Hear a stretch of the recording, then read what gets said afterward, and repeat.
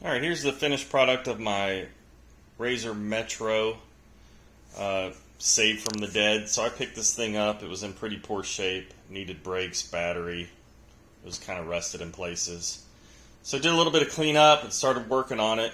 First thing I noticed was how terrible the kickstands are on these. So I took the kickstand off of a Razor Pocket Mod, which is a very small Vespa looking 24 volt scooter that my kids had and they've outgrown, and fashioned a bracket to fit on the rear wheel well there. And so that center mount kickstand, dual leg, fits like this under the deck of the Pocket Mod, and that would have taken up too much ground clearance. So I wanted to fashion it like this, but I couldn't use, this is the underside of that Pocket Mod, which I cut out. There's too many holes, there's no places to mount bolts, they don't line up well with the wheel well there, so had to fashion something similar. I used some 16 gauge steel from a Simpson strong tie connector. So far it's holding up pretty well. You just want to make it to where it sits about half an inch below the deck, and that helps the geometry. That works out with the geometry of this bike to raise the wheel above the ground.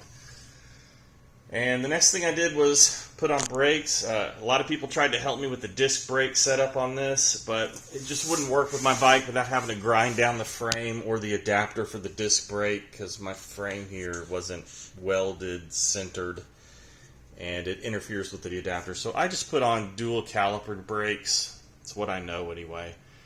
And so there's just one single hole I drilled through this, and then I used a couple of pretty thick spacers to give that bolt something to bite into, and also to take up some space on that bolt to where I could get to the nut would reach the threads.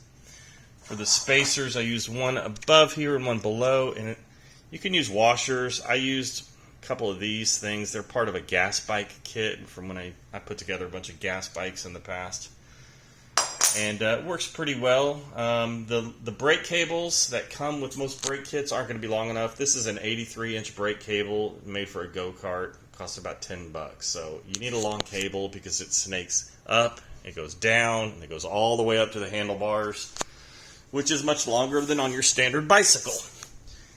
And front brake I put on, same deal. I had to use the rear brake cable and cut it down to size. But a regular front brake cable would work, although it would be kind of stretched tightly.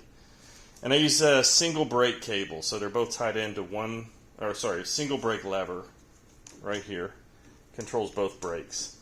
I didn't want to have two brake levers because my wife's going to be using this, and she's not real coordinated with the two brakes. And also, I didn't want someone to be braking and accidentally give it juice, since I put this throttle on it too. Speaking of the throttle, this came from the throttle and speed controller came off the Pocket Mod. I had bought an overvolt kit for that, so it works really well on here. It's better than the standard speed controller, I think, because when your battery is over 36 volts, like 41 or whatever, it'll send off 41 to the motor. I tested it with my multimeter, so that's a bit of a small upgrade.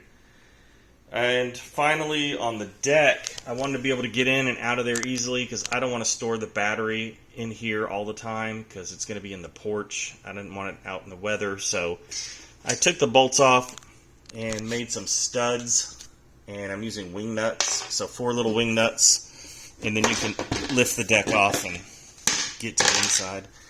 And the battery is the same one I had on that Razor Overvolt, 36 volt, 10 amp hour.